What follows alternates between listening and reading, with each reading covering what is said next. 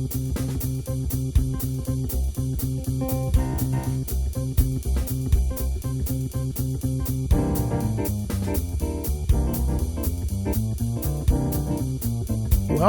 to another broadcast of the Debra Rufini Show on the ArtistFirst Radio Network. All past shows are archived. You can find them at ArtistFirst.com. And now, from England, here she is, your host, Debra Rufini. Greetings from England. Welcome to the Debra Rufini Show. Today it is my huge pleasure to be speaking to one of my all-time heroes, singer, songwriter, performer, Bruce Sudano. I'm so excited. So great to have you on the show, Bruce. How are you doing?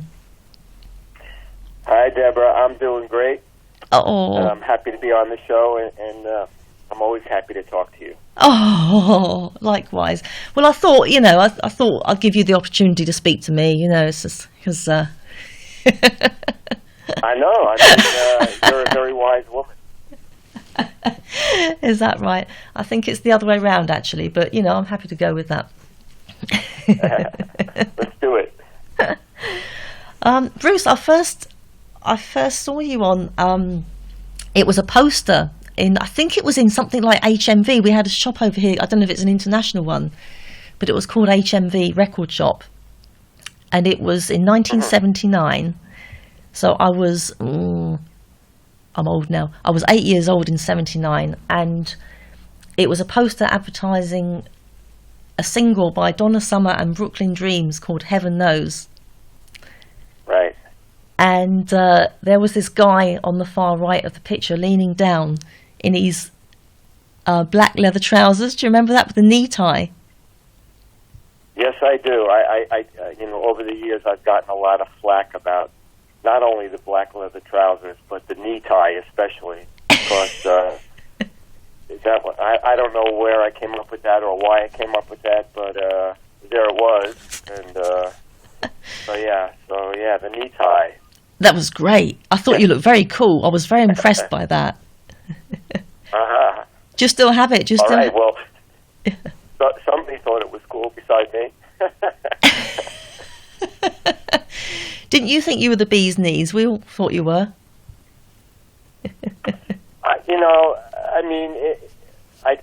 In those days, I kind of, I've had a very interesting trajectory of my career because, from the time I was in my teens, I had this musical dream, actually before my teens, the dream started. But when I was young, I was very headstrong and very cocky and very egocentric. No. But by the time 1979 came along, 1978, in those years, I had been tempered because, in 1970, my first band, which was called Alive and Kickin', had a big hit record, and I was, just out of my teens at that point, and I just graduated university, and I had already co-written a hit song for Tommy James and the Shondells, and I just thought that, this was so easy, the music business,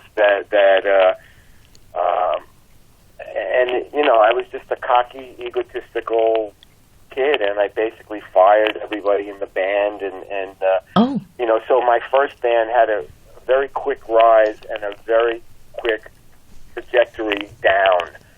So, by the time a year or two had passed after the success of that song, I had moved out of my family home, and I had purchased this penthouse apartment, and I was living very high on the hog, and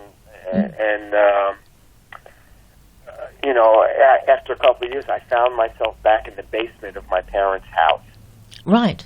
And I spent, the better part of 2 years there, just reassessing myself and coming to terms with, who I was and how I acted, and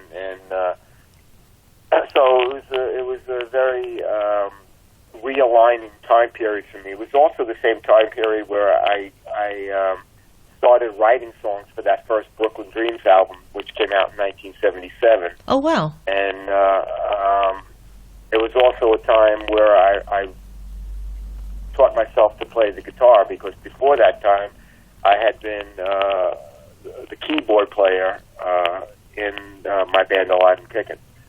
So Right. it was but anyway, it was a time period where I aligned my personality and realized I had to be more temperate, and you know, I wasn't all that. And so by the time I took that photo in '79, you know, I was pretty headstrong still, but I was a little bit more temperate. It's a long answer to a brief question. Wow. But you struck me as always being such a humble chap. I find it hard to believe that you were ever full of yourself. Yeah, I mean, life has taught me to be humble, you know, because, you know, I've come to realize, you know, when I was younger, I thought it was all about me, and you know, and I realized, you know, I've come to realize that any gifts that I do have are gifts, and they're not because of me, they're because of gifts that I've been given by God. Well, and so when you come to understand that, you're grateful for your gift, but you realize it's not about you, and so then that teaches you a sense of humility. yeah. Oh, that's not. Yeah, that's true. That's true, actually. What a testimony. Yeah. That's pretty good. So, what about well, it's my experience anyway. Yeah, that's what. Your early life. What was it like for the adolescent Bruce? You have siblings? Yeah, I have two. I was the eldest of three boys. Okay. Italian American, growing up in Brooklyn. In the 50s and the 60s, you know, from, you know, like when I was about 8 or 9, there used to be these rock and roll shows at theaters in Brooklyn. There were two theaters specifically, the Brooklyn Fox and the Brooklyn Paramount. And these would be rock and roll shows where there would be, in the 50s, it was a big era of doo-wop groups, vocal groups. All right. So, you know, at the age of about 8, somebody in my family took me to one of these rock and roll shows, and I got exposed to music for the first time in that way of, you know, the lights, the performance, and from an early age, you know, I was always, I just always had it in me to be a songwriter. I just always wanted to be a songwriter. Wow. And I aspired to be a songwriter in the ilk of the Brill Building songwriters of the 50s and the early 60s of Doc Pumis and Mort Schumann and Lieber and Stoller and Carole King and Neil Diamond, and these were all songwriters that came out of the Brill Building in New York in those years, and that was kind of my early inspiration. Wow. And so that's kind of how, you know, my pop, you know, my musical inspiration began from those early years at those shows. Wow. That's brilliant. So because I was born in the wrong era, because I absolutely love the 70s, and I wish I was a bit older, sort of in the late 70s, and, you know, the whole disco era, and, you know, to me, it's like a comfy pair of slippers, you know. So it's just warm. The disco feel is warm. Being with Brooklyn Dreams, I love that first album, by the way. I still play it. I have it on CD, and I still play it quite a lot. And I think your first solo album, now I've got that on vinyl, which is called Do you know? It's Fugitive Kind. Fugitive Kind, yes. Fugitive Kind. I love that one too. But did your experience with Brooklyn Dreams take you to Donna Summer? Say it again, Deborah. Speak a little louder. Oh, sorry, Bruce. Can you hear me? You clear? Yes, I can. Fine. Oh, thanks. Did your experience with Brooklyn Dreams take you to meet Donna Summer? I met Donna. I was with Eddie Hoganson and Jobine Esposito, my two partners in Brooklyn Dreams. Yeah. The date was March 13th, 1977. Right. We had just signed a record deal to record the first Brooklyn Dreams album, and we were told we were going to record in New York, so I gave up my apartment. And once I gave up my apartment, the record company called back and said, no, you're going to actually record in California.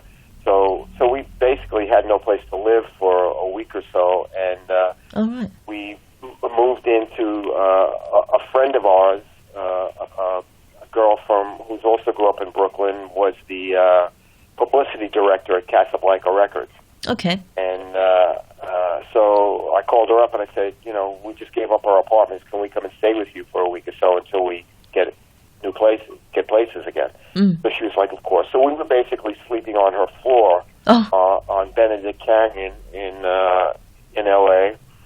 And it was a Sunday afternoon, and Donna had recently returned from 8 years in Europe. Right. She had just had a big hit record called Love to Love You Baby, and was learning how to drive in a new Mercedes convertible that the record company had bought for her. Oh. And she decided to stop at Susan Mineo was the whose house we were at. She decided to stop and visit Susan, who was the head of publicity at her record company, and there was myself, Joe, and Eddie, and we immediately hit it off and started writing songs basically, 20 minutes after we met that day. Wow, really? Brilliant. Donna and I basically spent the next, I don't even remember exactly, but we just spent the next few days together. We were just barely slept. We just kept writing songs and talking, and and that's basically how we got to know each other. Wow. And it was pretty instantaneous. Yeah. Yeah, some people you can just click with just like that automatically, and time just goes. Yeah, exactly. That's how it was for us. That's always a good sign of a good relationship. When you've done it lasted a long time. It did, yes. Yeah. Oh, that's great. Soulmate. That's nice. Soulmate's good. And you were the policeman on the cover of Bad Girls, weren't you? Was that you? Yep, that was me. Do many people know that? I don't think so. People never talk about it. Rarely talk about it. So I don't know if people realize that or not. Oh, right. But it was. We had a great time. For the photo session for that record. I bet. Yeah. There's a lot of great pictures in when you open it up, and basically, there's we're all playing different characters, and a whole lot of our friends are in on that shoot. Donna's hair person, Susan Mineo, her personal assistant Pat Naderhoff, and Joe and Eddie, and another friend Mark Figueroa. We all, by the time we shot that cover, Donna and her close friends and my close friends all had become integrated. Oh, and, wow. So we had like a little crew, and we all took part in that photo session. And it just wonderful. worked out that I was the guy who got the cop uniform and basically had no idea that, I would end up on the front cover with Donna, but there it was. I don't exactly know how that happened, but it did. Oh, it's great. That is a great cover. That is, Yeah, that's brilliant. it's a classic. Oh, wonderful. Now, you've written songs for quite a few people, haven't you, Bruce? I have. And including, was it Starting Over Again you wrote for Dolly Parton? Did you actually write it for Dolly Parton, or was it your own that you kind of... Okay. That's the song that I co-wrote with Donna. Oh, right. And basically the story of how that song goes is that it's the story of the divorce of my parents. Okay. And my parents were getting divorced, and even though I was somebody in their late 20s, I was still affected by it. Sure. So by this time, Donna and I were already living together, and I had this a little studio set up in the back bedroom in the house from where we were living, and I was back there. I had a Fender Rhodes back there, and I was back there writing this song, Starting Over Again. Mm. And I hadn't quite finished the song when Donna opened the door and stuck her head in the door and said, you should put a line in that song about all the king's horses and all the king's men. Yeah. So I said, okay. and so somehow I worked the line, all the king's horses and all the king's men couldn't put mommy and daddy back together again. Brilliant. The song.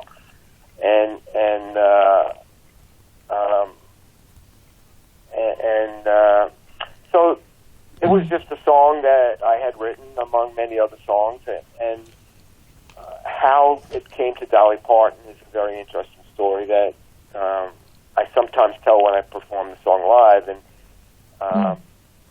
what happened was Donna was going on a very popular show. It's the big late night show in America. It was called the Johnny Carson Show or the Tonight Show, and it was the number one show in those days, and it was a big opportunity for artists to perform their new material and get it heard by the public. Mm. So Donna was, on this particular time, was getting ready to go on the show to promote her new single. Right. Which, to the best of my recollection, was at that particular time MacArthur Park. Okay.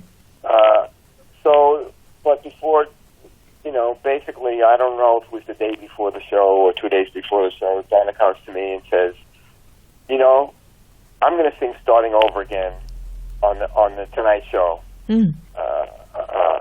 And I say, Donna, you can't do that. You're going on the show to promote your new single. Why would you sing Starting Over Again? It's not even a song that's on your album. You haven't recorded the song. Why would you do it? Yeah. And she said, because maybe if I do it, your parents will stay together. Oh. Wow, really? Exactly. And I said, that's very sweet. Yeah. I said, but I really don't think, first of all, I don't think it's the record company is not going to allow you to do it. And, I think my parents are beyond the point of no return by this time. Mm. And she said, well, I don't care. I'm going to try anyway. That's so lovely. Sure enough, she goes on the Tonight Show, sings Starting Over Again, and literally the day after, Dolly Parton's people call, asking about the song. Can they record the song? Has it been recorded? And no, it hasn't been recorded. Yes, you can record the song. She records the song, and it becomes the number one country song. Wow, my goodness. And that's how it happened. That's great.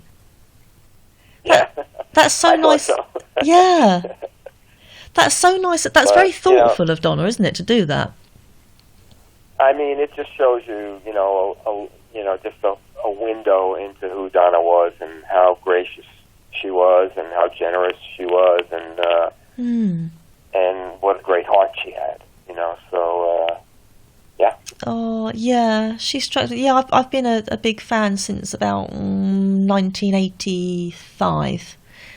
And I was fortunate enough to come to the Albert Hall in '87, I think, with All Systems Go, promoting the All Systems. And you played, I got a feeling, if I remember rightly, did you not play either Old Fashioned Girl or On the Corner on the piano supporting Donna? I think. I probably played On the Corner. On the Corner. Yes, you did. Yep. I mean, I forgot that until you mentioned it, but yeah, that's exactly right. It was great. It was really good. I have no memory. I'm remembering more than you. Oh, just ask me. I'll tell you a history, Bruce, of what you've done. Yeah, thanks. Appreciate it. I'd say, one thing I thought of a little while ago that I could just imagine Donna on. Was she ever asked to go on the Muppet Show? I don't think so, because I don't think she ever did it. Okay. It's something I could imagine her on. To my recollection. But she would have been great on the Muppet Show. Yeah. I'm sure she would have loved to have been on the Muppet Show. Would she? Yeah. Oh, she would have loved to. Yeah. I mean, that's right up her alley to, first of all, to, storytelling and kids and yeah. Having some fun and being a clown was all about who she was. Oh, really? She was a very funny girl, and yeah, very playful, and that was more who she was than anything was a clown. She always, when she was a kid, she always felt she didn't feel pretty. She always felt like she wasn't a pretty girl. Oh my goodness! As a youngster. And her, she was the one of 7 siblings, and so her sisters would make fun of her, and they would basically call her names. So she was always insecure about her look. My goodness, that's hard to her way of coping was to be funny. Yeah. So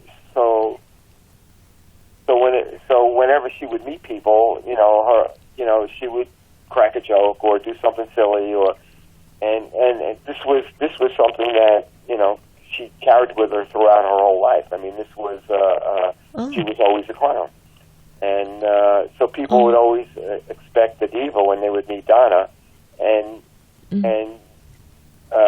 but she would come in and immediately disarm people with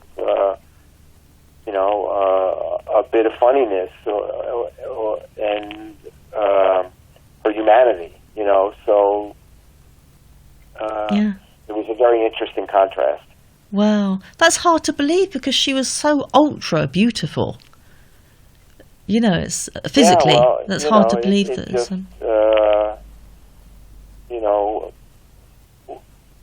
first, it just shows how deep, the scars of childhood can go. Yeah. That's true. Yeah, people can be cruel. Insecurities run deep, and as you grow up and you mature as an adult, you deal with these things and you come to understand them, and obviously you adjust. But anyway, it worked into a good thing for her because she was able to be very funny, had a really quick sense of humor, and yeah. I think you could even get glimpses of that, when you see her in a live performance. She was could be very glib and off the cuff, and very in the moment. Yeah. Yeah, I've always got that impression. Yeah, I've always very much got that impression of her. Then let's talk about some of your, because I'm a huge fan of Donna and yourself, your separate careers, and some of my favourite songs of yours, Bruce, and I'll mention why. I love When Cinderella Dies. Absolutely adore When Cinderella Dies.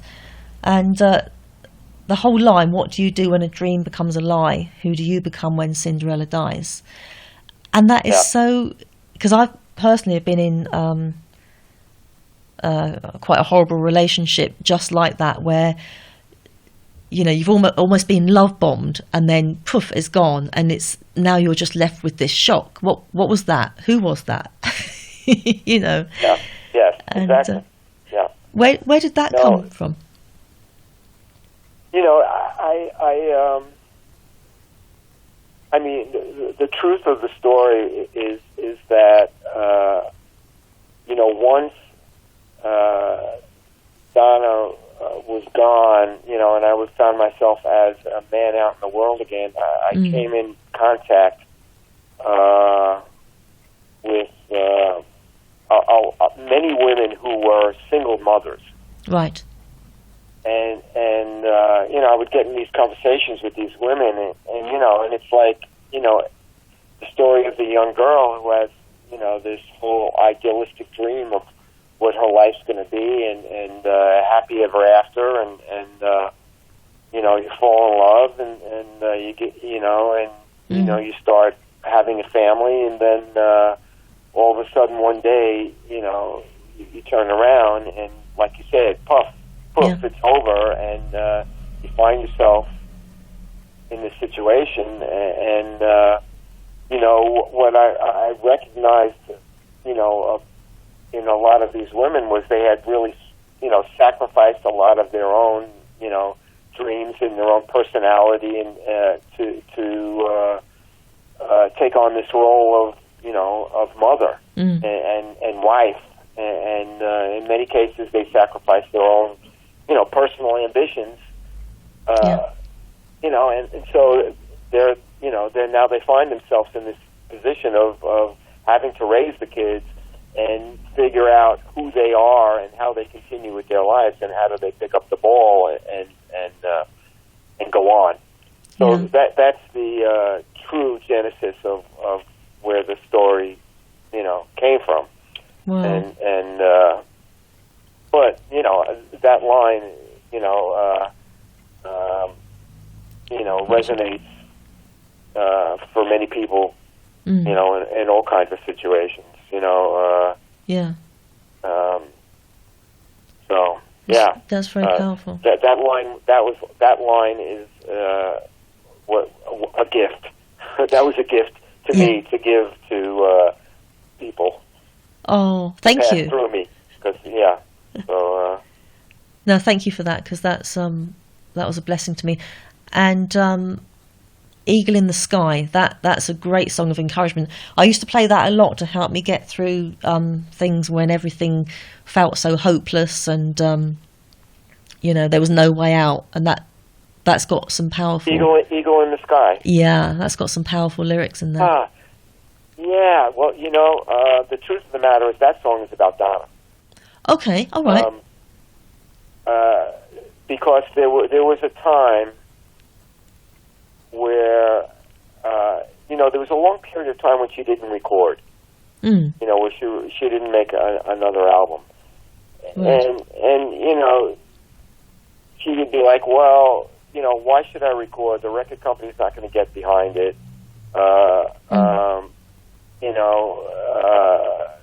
You know, people, you know, maybe they only want me to make dance records, you know, and she was in this moment, you know, this period of frustration, artistically, because she felt that she would be thwarted, and you know, she had tried to make some records, and they didn't perform as well as she had hoped, or the record company was sending her back because they didn't like what she was doing and they wanted something else. And, you know, and so, you know, and at the same time, you know, she was being a mother and raising kids and all that. So, you know, she was like, okay, you know, but I'm trying to think of Eagle and Sky. I haven't heard it in a long time. But You Will Fly Again. Yeah. You Will Fly Again. Your jewels still have their shine. That's lovely. I think is what the line is. But anyway, so I'm getting the tune. I'm trying to think of the words. The tune's going in my head. yeah, but Eagle in the Sky, yeah. Yeah, I always thought it was a good song. You're the only person that's ever mentioned that song, so oh, right. not many people know that. That's one of my kind of that was from the Rainy Day Soul record, which was my first solo record since The Fugitive Kind, and there was like a 20-something year period that went by because after The Fugitive Kind, which I recorded in 1980, 81, something like that. Yeah. It was right after Donna and I got married, and our daughter Brooklyn was born. Oh, right, yeah. And I realized at that point that there was no way that I could continue to try to be, Bruce Sudano's solo artist, be a father, be a husband, and have Donna's career going on at the height that it was going, and maintain our family. And so basically, at that point, I said, you know what, I'm gonna write songs for other people. Go on the road with Donna and live our life. Yeah. So, go fast forward 24 years. Amanda, our youngest daughter, goes off to university or something. I don't know. Maybe she's finished. I don't remember exactly what it was. But Donna comes to me and says, okay, it's time for you to be you again. Oh. So, I recorded the Rainy Day Soul record, and that was my first solo record. After all that time, and it began. The inception of the saga that I'm on now, being a solo artist, playing gigs, and at that time I didn't, I figured I would just make some records. I didn't anticipate playing live, and I had no idea that, because even after that I continued to tour with Donna, and it really wasn't until after Donna passed away that I started playing live. Oh, okay. Oh, that's interesting. Okay, yeah. Yeah. That's good. And you do it very, very right. Wow. Very pleased with your show. Yeah. I was... Yeah. Thanks. It's I've always had a band and I've always performed live, but in a band setting, and with Donna for all those years, I was always up on the stage. So, being on the stage, it's a big, performing live is a big part of, of who I am. Yeah. I just never did it as a solo artist, so it's kind of interesting how the path of, your life can lead, because, once Donna passed, it came down to, all right, Bruce, well, it's you and your guitar now, let's go. So, yeah, it's been fun for me to develop that part of the solo guy live on stage by myself. Wow. And I continue to develop it, and I continue to grow in it, and it's been fun, and it gives me someplace new to go. Great. I was very excited when I came to see you in you mentioned the short interval, didn't you? And you said, I'll be at the back for anyone who wants to say hi. And I grabbed my friend and said, right, okay, made a beeline for you. Yeah. And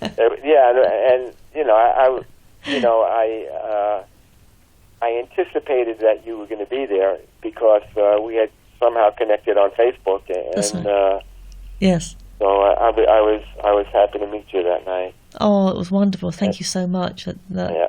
And you signed my CD. We had our picture taken. Yeah, well, yes, and you gave me the drawings that you did. Oh, very old drawings. Years ago that I was really happy to get. Oh, bless you! I was so. I think I was only 15 when I did those, so they're not. Yeah, they're not as It was before I was educated in art, so you're going to have to excuse the quality. Well, no, I think they're great. Oh, I posted them on my Facebook page, and you did. People thought, there were a lot of comments where people really loved them. So that was lovely. Do you know, that meant a lot to me because I won't bore you with the long story of this, but I wanted to do a more recent sketch of you, but I haven't done any portrait sketches for years and years, because I was in quite an abusive relationship where with an art teacher who told me that I couldn't draw through jealousy. Narcissism is a very strange thing, and so since being told that, I've never put pencil to pencil. So I'm sure I've got some old ones somewhere, so I dug them out and laminated them. But that was lovely to get those kind comments and you appreciating them, because I thought, right, I may be able to actually work again now. Maybe this has given me the confidence to start portrait sketching again. Yes, Deborah. The thing is this, and it took me a long time to come to terms with as well too, because my insecurity was always about singing. Oh, because right. I was always surrounded by great singers. Joe and Eddie in Brooklyn Dreams are great singers. Pepe Cardona in Alive and Kickin' is a great singer. Donna was one of the greatest singers in the world. So, absolutely. My thing was always to be a songwriter. Yeah. And I could sing, and I could do. You can. The little bit here and there, but it was always an insecurity. And really, what I realized is that part of what we have to do, as human beings, is walk through our fears. And this is how we grow, and this is how we're challenged. And very often, they're integral to our calling. Yeah. And so I'm happy to hear that you're going to put, pen or pencil to paper again, or brush to paper, or whatever it is, because, you could see from those sketches you did 30-something years ago that, there's a talent there. And well, that's very kind. But what I don't know is what your passion level is, because, I know that my passion for writing is deep, and that if I weren't able to write, I would be, I don't know who I would be, and I don't know where I would be, because it is the anchor that holds me together in a way. And so I don't know how that you were able to put it down for so long, and I'm anxious to see what you do now. Okay. I'll give it a go. That surprised me what you said, because you've got an amazing voice. You have got a wonderful voice. It's quite unique. I think you have a really unique voice. Yeah.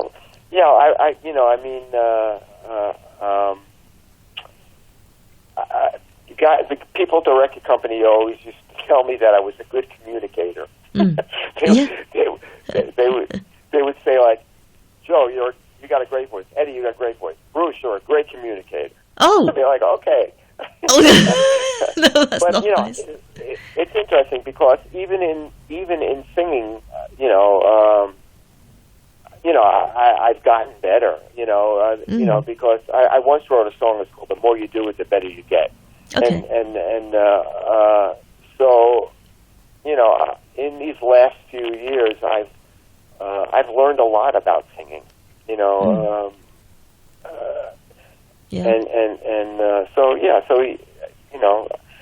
And I think that one of the surprising things for me, and I feel very blessed by this, is that as a writer, as a performer, and as a singer, regardless of how long I've been doing it, I continue, and this is my personal assessment, obviously, but I continue to get better. I continue to refine what it is I'm doing as a performer, as a writer especially, and as a singer. So that's encouraging to me, because some people say to me, like, why are you still doing what you, I mean, you don't have to do it, you know what I mean? And, right. It's the fact that I continue to evolve and continue to be inspired, and is why I keep doing it. And because if I didn't, I don't know who I would be. It's your identity, a big part of who I am. Yeah, that's brilliant. That is brilliant. That is enthusiasm, and you're keeping your identity, isn't it? It's that's good. Yes. Can I ask you, Bruce, about one particular song that is very close to my heart, and I'm means an awful lot to me, True Believer, because I think it's very relevant to many people, men of God, women of God, certainly that I've known, and I love the line, when push comes to shove, if you don't know how to love, when love's not the easy thing to do, then there's not enough Jesus in you. Yeah. And when I get angry at certain people, I can think of one particular minister who turned out to be someone very different, and I kind of judged God by this person, and it was almost like God had let me down. And it's very important, isn't it, to not judge Christians by to not judge God by Christians, and we follow God and not a minister. Right. That is amazing. Can I ask where that song came from? Was that through something you feel strongly about, a personal experience? Yeah, well, I'm a believer of Jesus, in Jesus. Yeah, good. And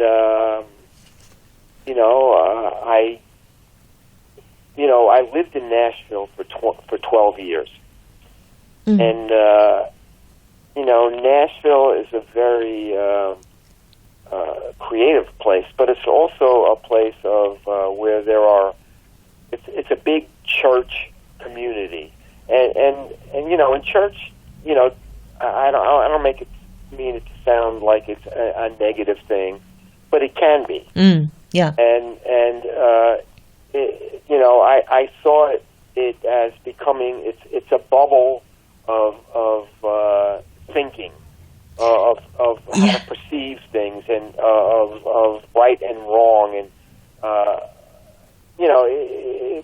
it's kind of like a weird little microcosm of a world.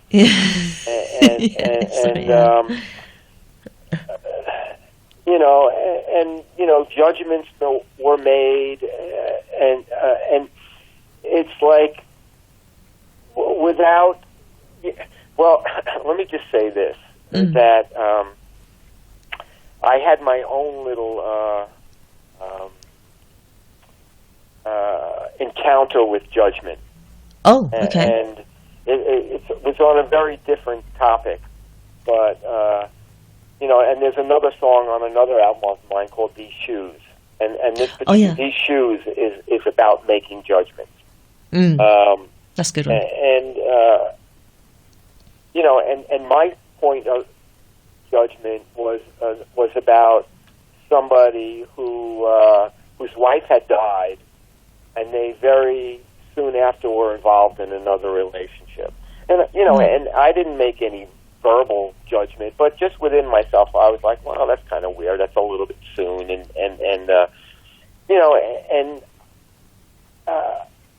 I didn't understand it until I found myself in the same position and knew how much I loved my wife, but at the same time, was kind of overwhelmed by loneliness.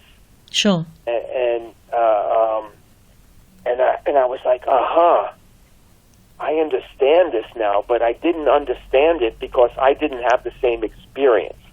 Right. And so, and so going back to the true believer, this is what goes on, in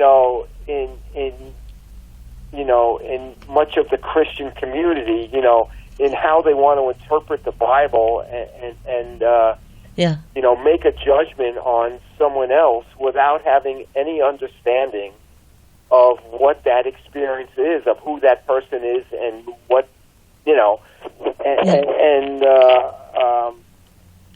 and the message of Jesus is always love. Yes. Love in every situation.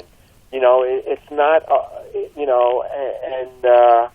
it's not about judgment. It's about love. That's lovely. So, my experience, was seeing, judgments being made on people who live in a bubble. Yeah. So, Yeah. I don't know if I answered the question, but no, that's brilliant. That's the story. No, I feel the same way. I think it's very sad when those who claim to represent and love a loving Heavenly Father end up being responsible for turning people away from the church, and it's that can happen. Yeah, and that's what I would always say to people, because so many people that I encounter, have turned away from Christianity or turned away from God, and it's always, typically, starting with, I went to a Catholic school, and there were, so many of my friends turned away from, God because of, some nun that hit them with a ruler, or some priest that did something, and I say to people, you have to separate. These people are human. Yeah. They're flawed. The message of a God of love is completely separate from that, and you do yourself a disservice by confusing what some person in the name of God did to who He is and what His truth is. Yeah. So you have to learn to separate the two. And it's essential, isn't it? Many people are derailed by that confusion, and it's a justifiable confusion. Yes. Yeah. But fortunately, I was able to discern the difference. And that's good. Because it can happen so easily. It can happen so easily, can't it? That we can just automatically think. Oh yeah. It's a prevalent, problem. Mm. It's not uncommon. It's all too prevalent and unfortunate, and that's why priests, ministers have such a great responsibility. Yes. And not to make a judgment, but they have a responsibility when you take on that that role, and you have a great responsibility, and it's so important to get it right, isn't it? Yeah. We all fall short, but it's so like you say, exactly. in that position, it is so important to get it right. But, Bruce, it's been such a pleasure speaking to you. I can't believe this hour has just gone. Hey, look at that. We did it. We did it. We did it. So, it's brilliant. I could talk to you forever. It's been so wonderful. Thank you so much for coming on the show. And I'm happy to be on the show, and pleasure to talk to you, Deborah. And we'll stay in touch, and we'll do more as time goes on. Oh, that'd be lovely. Yeah, this has been my dream come true. I only did this so that I could speak to yourself and Matthew Ward. Do you know, I had Matthew's a great one. He's a great one. He's wonderful. Yes, isn't he? Yeah, I had him on last year, and he mentioned about doing backing vocals for various tracks on, I think it was She Works Hard for the Money album. And yes. he was saying that apparently when they were done, Donna and her sisters and Matthew all went out and bought shoes. I don't remember, but it's very likely. But I bet Matthew didn't have... Sorry. He did the duet on Love Has a Mind of Its Own. Yes. Yeah, that was good. And I think backing on Tokyo, because I love Tokyo. Yeah, I think I remember he did the backing on Tokyo. Yeah, probably a number of those songs on that record, for sure. Oh, right. I don't remember exactly which ones. I just know, I remember the duet for sure. Yeah, that's great. But no, it was... all right, Deborah, I'll talk to you soon. Yeah, thanks again, Bruce. I really appreciate that. And all the best for the future. Be well. Be Lots happy. of love. God bless. And to the audience at home, thanks for listening. And until next time, much love and God bless.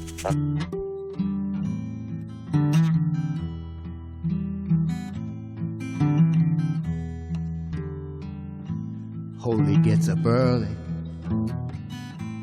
He puts on his clothes, all white and pearly, from his head to his toes.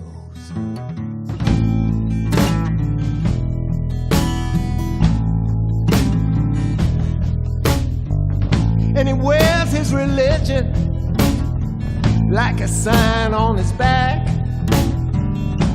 He's a man on a mission with a plan of attack. Oh, but he's a true believer. He's working for his God, and there's never any taxes in the service of the Lord.